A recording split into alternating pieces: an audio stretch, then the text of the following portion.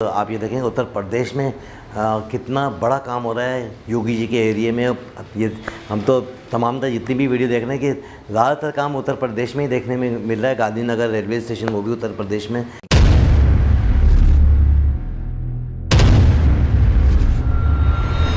अस्सलाम वालेकुम, नमस्ते, सत श्री अकाल। मैं इरशाद अली खान दोस्तों आपके सामने मौजूद हूँ। आज फिर एक नई वीडियो का रिएक्शन देने जा रहे हैं।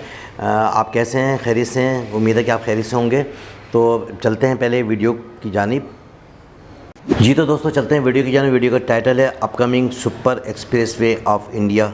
नितिन गडकरी साहब की वीडियो है, तो देखते हैं कि इसमें वीडियो में क्या है। नमस्कार, यह वीडियो भारत में बन रहे सुपर एक्सप्रेसवेज का पार्ट 3 है। आपको बता दें कि पार्ट 1 और पार्ट 2 में हमने स्क्रीन पर आ रहे एक्सप्रेसवेज के बारे में विस्तार से जानकारी प्राप्त की थी। तो अगर आपने हमारे पहले 2 पार्ट नहीं देखे तो आपसे रिक्वेस्ट है कि आप हमारे पहले इस वीडियो को आखिरी तक देख लीजिए। उसके बाद आप हमारे पिछले 2 पार्ट भी देख सकते हैं। लिंक आपको नीचे डिस्क्रिप्शन या फिर कमेंट बॉक्स में मिल जाएगा। आगे के एक्सप्रेसवेज के बारे में हम बात करें उसके पहले आपसे रिक्वेस्ट करना चाहता हूँ कि अगर आप हमारे चैनल पर नए हैं तो आप हमारे चैनल को सब्सक्राइब कर लीजिए, बेल आइकन को प्रेस कर दीजिए ताकि भविष्य में हम कोई भी ऐसा वीडियो अपलोड करें उसका नोटिफिकेशन सबसे पहले आपको मिले। चलिए बिना किसी देरी के बढ़ते हैं आगे। मेरा नाम है पंकज और आप देख रहे हैं इंडियन न्यूज। इस पार्ट 3 में सबसे पहले हम बात करने जा रहे हैं गंगा एक्सप्रेसवे के बारे में। आपको बता दें यह एक्सप्रेसवे उत्तर प्रदेश का सबसे बड़ा एक्सप्रेसवे बनने जा रहा है, जिसकी लंबाई तकरीबन 594 किलोमीटर की होगी। आपको यही बता देते हैं कि यह एक्सप्रेसवे प्रयागराज से मेरठ के बीच बनकर तैयार होगा और इस पूरे एक्सप्रेसवे के अंतर्गत उत्तर प्रदेश के लगभग 12 जिलों को आपस में जोड़ा जाएगा, जिनमें शामिल है मेरठ, हापुड़, बुलंदशहर, अमरोहा, संबल, बदायूं, शाहजहांपुर, हरदोई, उन्नाव, रायबरेली, प्रतापगढ़ और प्रयागराज। वहीं बात करें गांव की तो इस पूरे एक्सप्रेसवे के रास्ते में लगभग 84 गांव पड़ेंगे। कुल मिलाकर यह एक्सप्रेसवे उत्तर प्रदेश के लिए एक बड़ा वरदान साबित होने वाला है, क्योंकि इस एक्सप्रेसवे के पैरेलल में एक औद्योगिक गलियारा भी खोला जाएगा, जिससे युवाओं को रोजगार और बिजनेस के नए नए अवसर मिल सकेंगे। आपको जानकर खुशी होगी कि इस एक्सप्रेसवे के बनने से उत्तर प्रदेश में तकरीबन 20,000 लोगों को सीधा रोजगार मिल सकेगा। बात करें इस एक्सप्रेसवे से होने वाले अन्य फायदों के बारे में तो आपको बता दें यह एक्सप्रेसवे उत्तर प्रदेश के साथ साथ संपूर्ण देश के लिए एक वरदान साबित होगा, क्योंकि इस एक्सप्रेसवे से उत्तर प्रदेश से लेकर देश की राजधानी तक एक अच्छी खासी कनेक्टिविटी स्थापित होगी, जिससे उत्तर प्रदेश के साथ साथ देश की अर्थव्यवस्था को एक बड़ी ग्रोथ मिल सकेगी। एक और रिपोर्ट के अनुसार इस एक्सप्रेसवे से सबसे बड़ा फायदा किसानों और व्यापारियों भाइयों को होगा, क्योंकि अभी सीधी कनेक्टिविटी नहीं होने के कारण व्यापारियों को काफ़ी दिक्कतों का सामना करना पड़ता है। इन शहरों में तैयार होने वाली वस्तुओं को प्रयागराज और अन्य जिलों में पहुंचने में काफ़ी ज़्यादा भाड़ा और काफ़ी ज़्यादा समय लगता है, जिससे महंगाई बढ़ जाती है।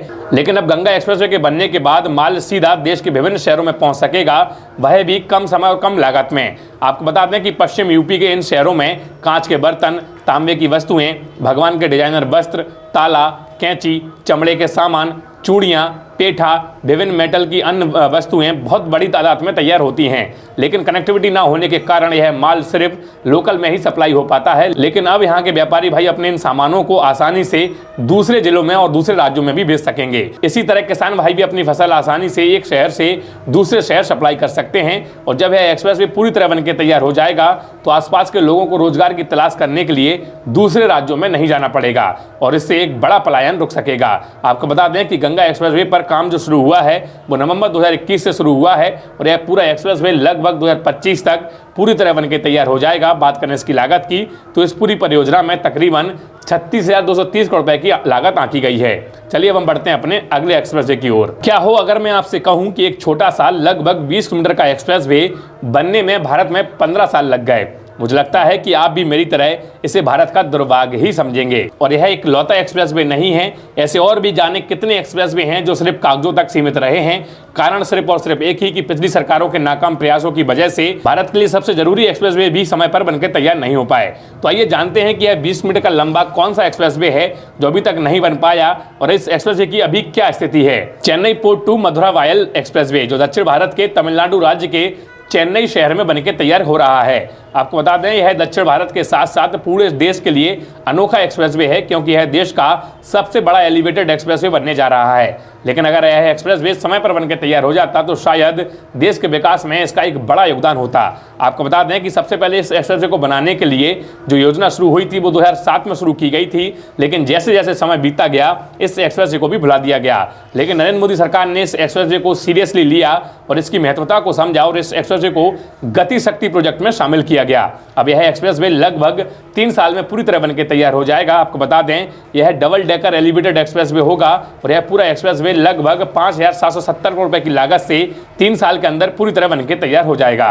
चलिए अब हम बढ़ते हैं अपने अगले एक्सप्रेसवे की ओर। अब हम बात करने जा रहे हैं गोरखपुर लिंक एक्सप्रेसवे के बारे में। आपको बता दें कि यह एक्सप्रेसवे की परियोजना उत्तर प्रदेश के मुख्यमंत्री योगी जी की पसंदीदा परियोजनाओं में से एक परियोजना है। गोरखपुर लिंक एक्सप्रेसवे जनपद गोरखपुर के बाईपास NH27 ग्राम जैतपुर के पास से शुरू होकर पूर्वांचल एक्सप्रेसवे पर समाप्त होगा। एक्सप्रेसवे की लंबाई तकरीबन 91.35 मीटर की होगी। बात करें एक्सप्रेसवे से जुड़ने वाले शहरों की, यह एक्सप्रेसवे गोरखपुर से शुरू होकर अंबेडकर नगर, संत कबीर नगर, आजमगढ़ होकर गुजरेगा। इस लिंक एक्सप्रेसवे की चौड़ाई 4 लेन जितनी होगी, लेकिन इसकी संरचना 6 लेन की होगी। मतलब अभी यह एक्सप्रेसवे 4 लेन का होगा, लेकिन भविष्य में इसको बढ़ाकर 6 लेन तक किया जा सकता है। आपको यही बता देते हैं कि इस एक्सप्रेसवे के एक और 3.75 मीटर चौड़ाई की सर्विस रोड भी बनाई जा रही है, जिससे परियोजना के आसपास के गांव के किसानों को एक्सप्रेसवे पर आवागमन की सुविधा उपलब्ध हो सके। आपको बता दें कि यह पूरा एक्सप्रेसवे 2 पैकेजेस में बनकर तैयार हो रहा है, जिसमें इसका जो पहला पैकेज है वो गोरखपुर के जैतपुर से शुरू होकर अंबेडकर नगर के फुलवरिया तक बनकर तैयार होगा, जिसकी कुल लेंथ लगभग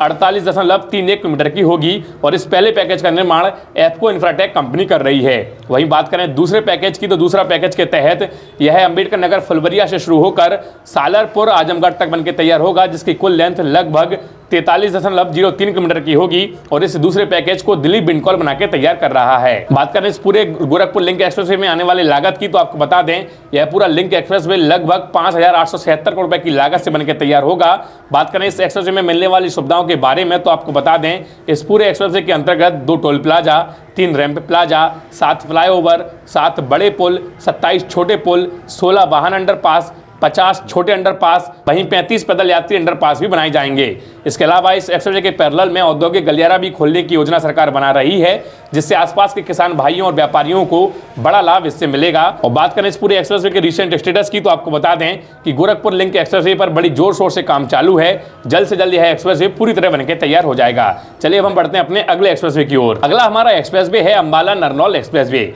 जैसा कि हम सभी को पता है कि भारत सरकार सभी शहरों को एक सूत्र में पिरोने के लिए बड़ी तेजी से काम कर रही है और इसी क्रम में नए-नए हाईवे, नए-नए एक्सप्रेसवेज पूरे भारत में बनके तैयार हो रहे हैं। एक ऐसा ही एक्सप्रेसवे हरियाणा और पंजाब के बीच में बनके तैयार हो रहा है। आपको बता दें कि इस एक्सप्रेसवे के बनने के बाद जयपुर से चंडीगढ़ जाने वाले वाहन सीधा सफर तय कर सकेंगे, उन्हें दिल्ली जाने की जरूरत नहीं पड़ेगी। इससे लोगों का काफी समय बचेगा, साथ साथ दिल्ली के प्रदूषण में भी भारी कमी देखी जाएगी। इस अंबाला नरनौल एक्सप्रेसवे को ट्रांस हरियाणा एक्सप्रेसवे के नाम से भी जाना जाता है। बात करें इस एक्सप्रेसवे के रूट की, तो है एक्सप्रेसवे कैथल चंडीगढ़ सड़क मार्ग पर इस्माइलवाद से शुरू होकर नरनौल हरियाणा तक बनके तैयार हो रहा है और नरनौल से यह एक्सप्रेसवे दिल्ली जयपुर हाईवे पर पनियाला गांव के पास में जुड़ेगा। और वहीं दिल्ली मुंबई एक्सप्रेसवे को जोड़ने की बात इस एक्सप्रेसवे से चल रही है। इसकी खास बात यह है कि इस 227 मीटर एक्सप्रेसवे का निर्माण शहरों से बाहर किया जा रहा है, जिससे इसकी लागत भी कम होगी और इसके भूमि अधिग्रहण में कोई दिक्कत नहीं आएगी। बात करें इस एक्सप्रेसवे की खूबसूरती की, तो आपको बता दें एक्सप्रेसवे बेहद ही ज्यादा खूबसूरत होने वाला है, क्योंकि इसके दोनों तरफ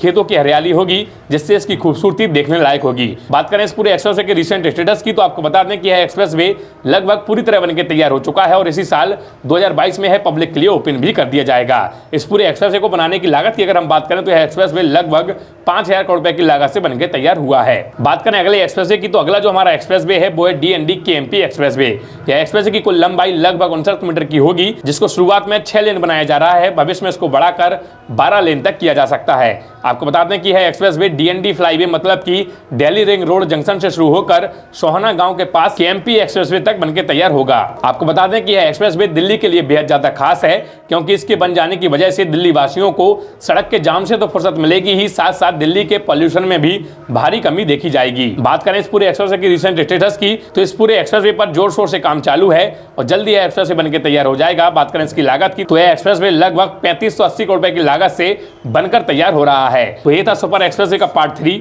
उम्मीद है कि आपने हमारे तीनों पार्ट देख लिए होंगे। अगर आपने हमारे पिछले 2 पार्ट नहीं देखे, तो मैं आपको एक बार फिर से बता देता हूं कि पिछले 2 पार्ट के लिंक आपको नीचे डिस्क्रिप्शन या फिर कमेंट बॉक्स में मिल जाएगा। आप जाकर पिछले हमारे 2 पार्ट भी देख सकते हैं। ये सुपर एक्सप्रेसवे के तीनों पार्ट आपको कैसे लगे करके नीचे कमेंट बॉक्स में जरूर बताइएगा।